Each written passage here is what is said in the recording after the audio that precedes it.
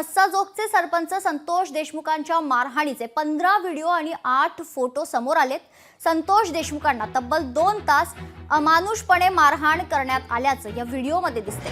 मारहाणीची minute to minute माहिती आरोपपत्रात नमूद करण्यात आली आहे। त्या माहितीचा तपशील लोकशाही मराठीच्या हाती लागलाय। संतोष देशमुखांचा अनन्वित छळ करून त्यांचा जीव घेण्यात आल्याचं या तपशिलावरून स्पष्ट होते। संतोष देशमुखांचं 9 डिसेंबर 2024 ला अपहरण करून त्यांची अमानुषपणे हत्या करण्यात आली होती।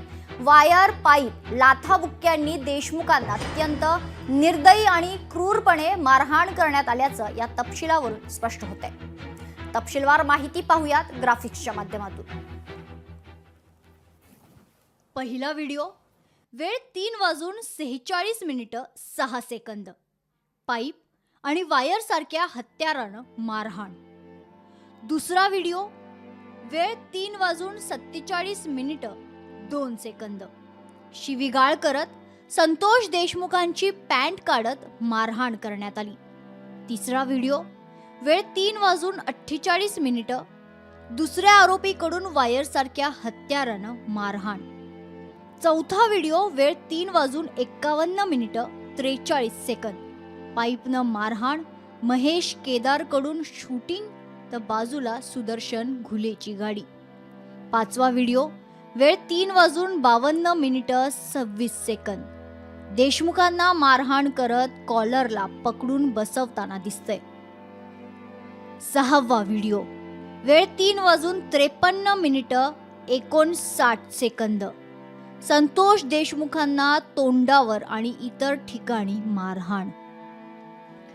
सातवा व्हिडिओ वेळ 3:54 तपकिरी रंगाच्या पाईपनं मारहाण करतानाचा व्हिडिओ करताना एका व्यक्तीचा हात दिसतोय।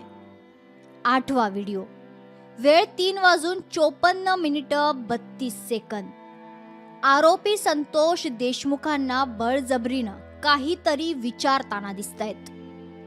नववा व्हिडिओ वेळ 3:55 जखमीच्या तोंडावर लघुशंका करताना दिसते। दहावा व्हिडिओ वेळ 3:58 देशमुखांच्या अंगावरील कपडे काढून खाली बसवण्यात आलं, पाईपनं मारहाण करण्यात आली तर दुसरी व्यक्ती शूटिंग करतोय।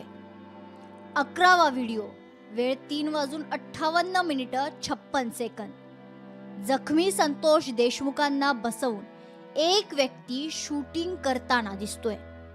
12वा व्हिडिओ वेळ 3:59 देशमुखांना केस ओढून बोलण्यास लावले, शूटिंग केलं।